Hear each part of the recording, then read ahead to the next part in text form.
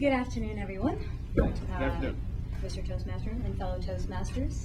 My name is Magna, and I'll be presenting my icebreaker speech today, which is just a very short introduction into who I am and what I do.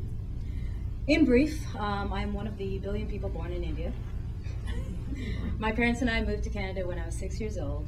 I studied at the University of Toronto, and at that same time I also started salsa dancing.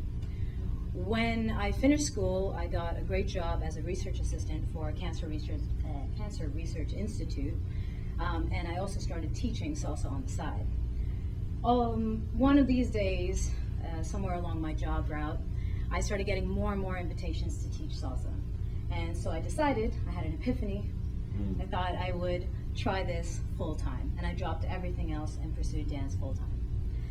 Now, I feel very fortunate to have a career that provides me with abundant opportunities to learn, to grow, and to travel. I've visited 67 countries around the world. I'm hoping to add another 4 in the next 2 months, so that's exciting. And I'm a 4 to 6 minute, 5 to 6. I'll be adding another 4 countries, hopefully. And my work schedule is not your typical work schedule. In fact, it's actually very exhausting. But my work environment is very rewarding. It makes everything worth it. So to give you guys an idea, my work involves going to an event, and that event takes place over a weekend, 3 to 4 days. From 9 a.m. to about 6 p.m., there are workshops and seminars on different topics of dance. From 8 p.m. to midnight, there are performances and showcases and live concerts.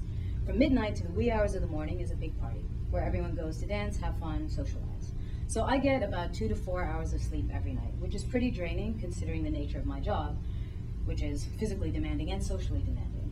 But my work environment makes it worth it. The people that attend dance events are not people that have the same energy as someone who's going to a work conference, where their job mandates that they're there.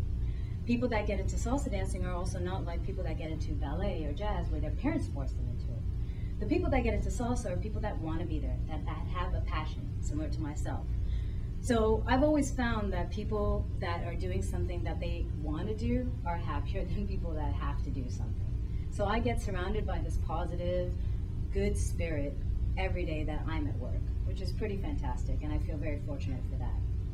In addition to that, there's plenty of things that dance has taught me in life. Obviously, I've learned how to dance, which is I should have.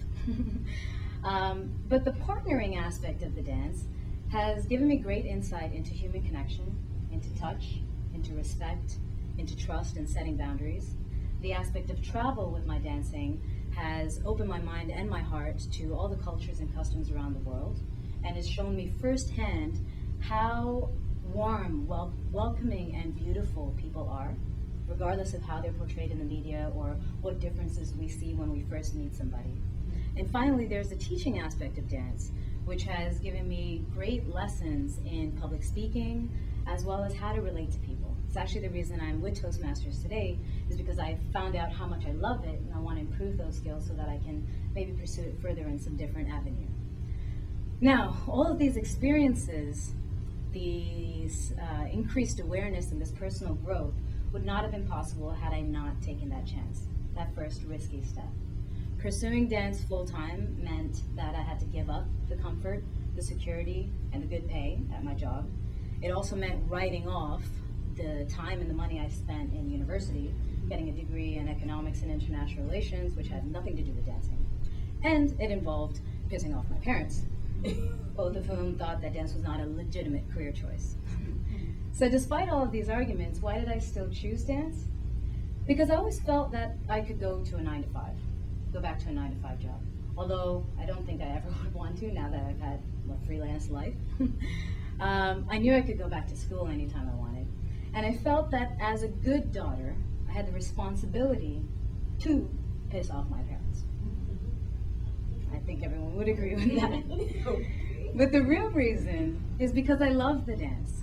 And here I was presented with an opportunity to make a living off of not one, but 2 of my passions, dance and travel.